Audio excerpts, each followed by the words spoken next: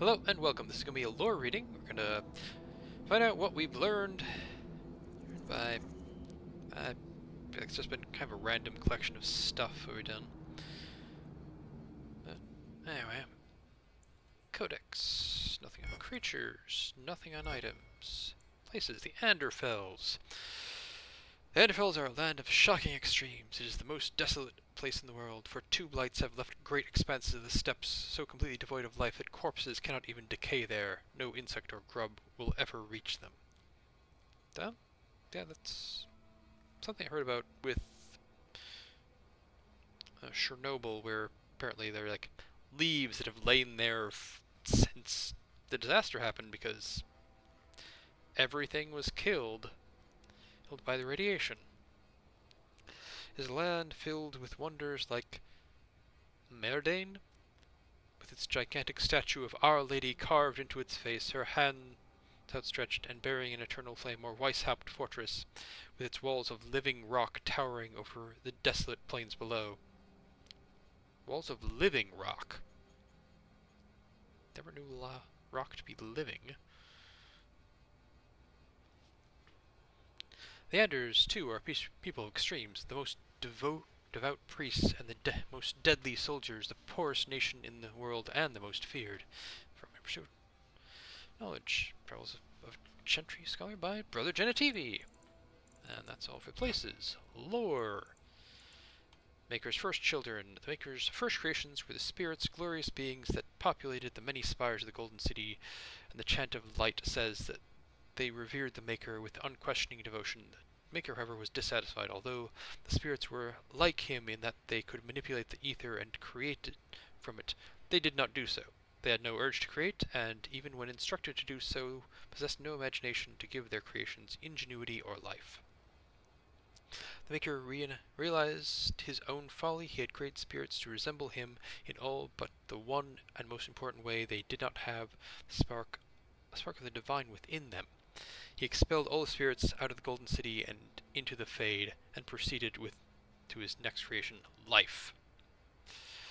The Maker created the world, and the living being is upon it, and separated from the Fade by the veil.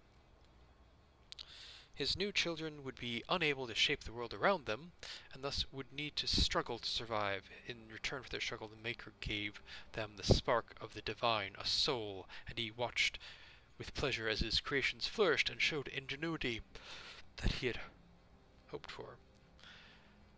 The spirits of the Fade grew jealous of the living and coaxed them into the Fade when they slept. The spirits wished to know more of life, hoping to find a way to regain the Maker's favor. Through the eyes of the living, they experienced new concepts: love, fear, pain, and hope. The spirits reshaped the Fade to resemble the lives and concepts that they saw, each spirit desperately trying to bring the most dreamers to their own realm so they could vicariously possess a spark of the divine through them. As the spirits grew in power, however, some of them became contemptuous of the living. These were the spirits that saw the darkest parts of the dreamers. Their lands were places of torment and horror, and they knew that the living were strongly drawn to the places that mirrored those dark parts of themselves. These spirits questioned the Maker's wisdom and proclaimed the living inferior. They learned from the darkness they saw and became the first demons: rage, hunger, sloth, desire, pride. These are the dark parts of the soul that give demons their power, the hooks they use to claw their way into the world of the living. It was demons that whispered into the minds of men, convinced them to turn from the Maker and worship false gods. They seek to possess all life as their due, forging kingdoms of nightmare in the Fade, in the hopes of one day storming the walls of heaven itself. And the Maker despaired once again, for he had given the power of creation to his new children, and in return they had created sin. From The Maker's First Children by Better, Senior Enchanter of Ostwick, 812 Blessed. Now if they draw the living into the Fade when they sleep, why don't they do that with dwarves? I mean, I think there's some potential explanations in Veilguard, honestly, it doesn't seem like... This doesn't seem like a terribly good explanation, but it could also not be true, because I know it's been pretty much established where the veil came from in Veilguard, which...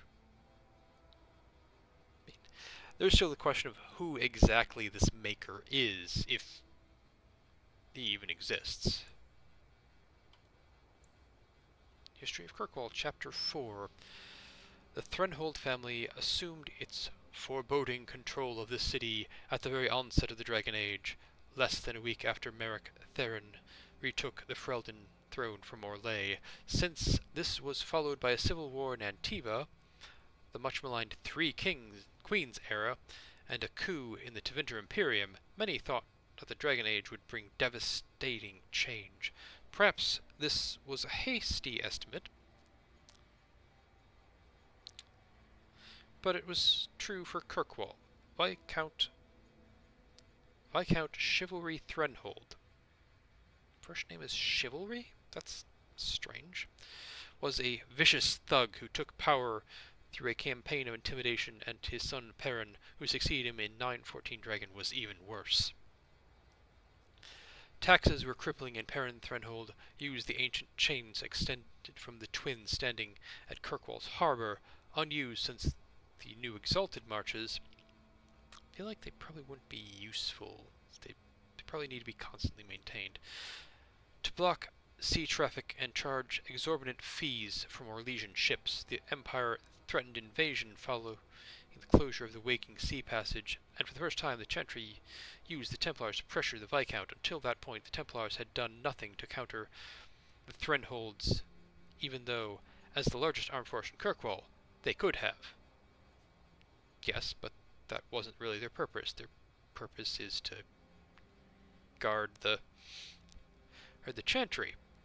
That's another thing which seems a little bit...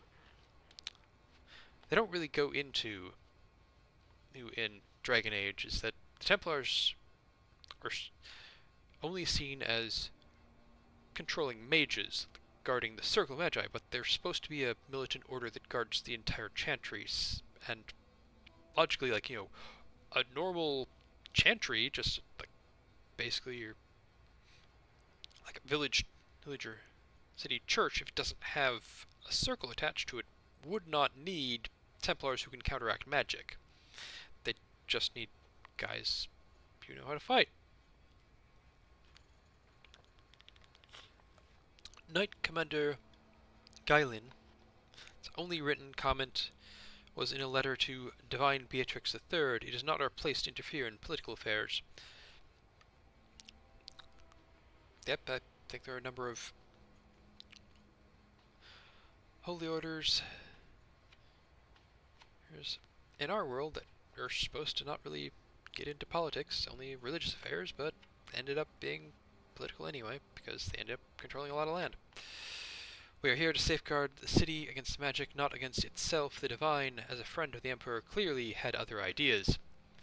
In response, Viscount Perrin hired a mercenary army, forcing a showdown with the Templars. They stormed the gallows and hung Knight Commander Gailin, igniting a series of battles that ended with Perrin's arrest and the last of his family's rule. The Templars were hailed as heroes, even though they wished to remain out of Kirkwall's affairs. It was now forced upon them. Knight Commander Meredith appointed Lord Marleau Dumar as new Viscount in 921 Dragon, and she has remained influential in the city's rule ever since. From Kirkwall, the city changed by Birdgiant TV, 924 Dragon. The Enigma of Kirkwall. In the back alleys of Lowtown, you can find extraordinary things. Priceless tomes of knowledge can be bought with a handful of gold. The Chant of Archon Lovias, a whole chapter of the Midnight Compendium. Some of these books were thought lost forever. And these are no forgeries. I've verified their authenticity myself. The fences have no inkling that they're selling has value. Where do these books come from? After several failed attempts, I got my answer underneath the city. There is a hive of hidden passages in Kirkwall sewers. Now and then a lucky sewer rat comes across an unlooted chamber, and then a cache of ancient Tevinter relics spreads through the black market. We must search below the city, underneath a cobblestone with curious markings faintly glowing. It is signed Band of the Three. The Coterie. Kirkwall is built on a solid foundation of greed and human suffering, and its underworld is a place where everything is for sale and everyone is fair game. Sounds like a good, wholesome place. There are many criminal empires within the city, some of which have been around since the Imperium used Kirkwall as a hub in the slave trade. Alliances, spying, manipulation, betrayal, and open warfare are all commonplace. Those are multiple things. Anyway, in the never-ending struggle for power, the Coterie is a thieves' guild. I think I've commented on, in this one, that I don't know if organized crime like that existed, and probably would not have called itself a guild. Has been around for almost a century, but until recently was never a major player in the underworld. Some 20 years ago, the strongest of the local criminal empires was an ancient guild known as the Sabrathan, but its leader was betrayed from within, and during the turmoil, the Coterie made a successful grab for power. Since then, they've sunk their claws into almost every level of Kirkwall, including the City Guard, the Dwarven Merchants Guild, and some of the most influential citizens in the city. It's safe to say that the Coterie gets a slice of every pie, and very little goes on in Kirkwall that escapes their notice. From In Pursuit of Knowledge that Travels. Chapter Scholar by Brother TV. And Mana and the Use of Magic. Mana is what defines a mage. It is potential that dwells within a person, but does not always manifest itself. All men are connected to the Fade. Well, dwarves aren't. We go there to dream, but only those with this potential may draw upon its power. Mana is, then, a measurement of one's ability to draw power from the Fade, and it is this power that is expended in magic. As in all other things, it has limits. Just as a man has the strength to lift only so much weight and no more, a mage cannot work more magic at one time than his mana allows. If he wishes to work magic that would be beyond his strength, a mage must bolster his mana with lyrium. Without lyrium, it is possible for the reckless to expend their own life force in the working of magic. Occasionally, apprentices injure and even kill themselves by overexertion. Really? Lyrium's the only thing? There's not, like, blood or anything you can use?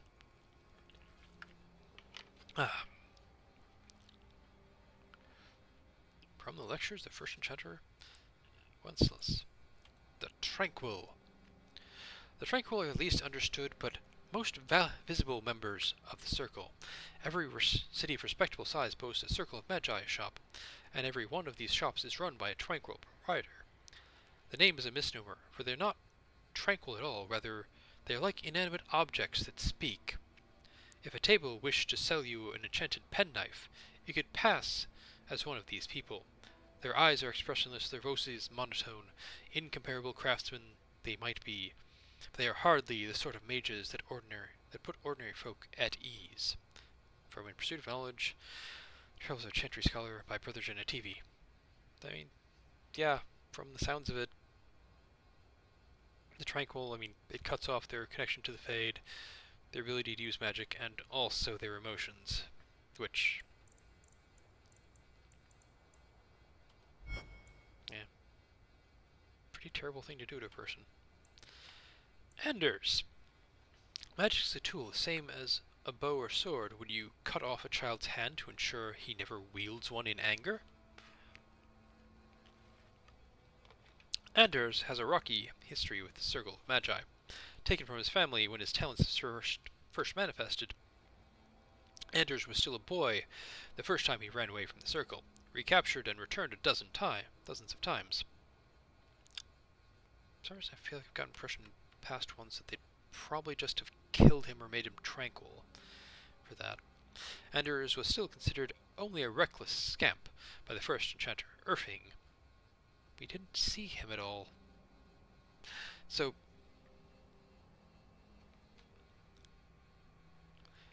there is a probably most people probably know this, but there is a playthrough for Dragon Age Origins where you start out as a mage in Circle under Enchanter Irving. I don't think you see Anders anywhere in there, though I suppose it could have been during one of his escapes. Who thought his easy temper and sense of humor made him no true threat. But during his final escape, Anders befriended the Warden Commander of Amaranthine and accepted an offer to become a Grey Warden. Accepted an offer? I kind of got the impression that we just said, yeah, he's becoming a Grey Warden. Suck it, Templars. Life as a Warden changed him, introducing him to the free Fade spirit called Justice, who slowly convinced Anders to turn his attention beyond his personal suffering. Infused with Justice's fervor, Anders offered to merge with the spirit in the name of mage freedom, starting them both down a dangerous path that turned the purity of justice into the unthinking hatred of vengeance.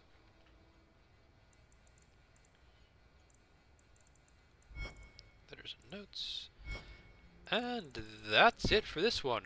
Thank you for watching, do any relevant things with YouTube's buttons, and have a nice day.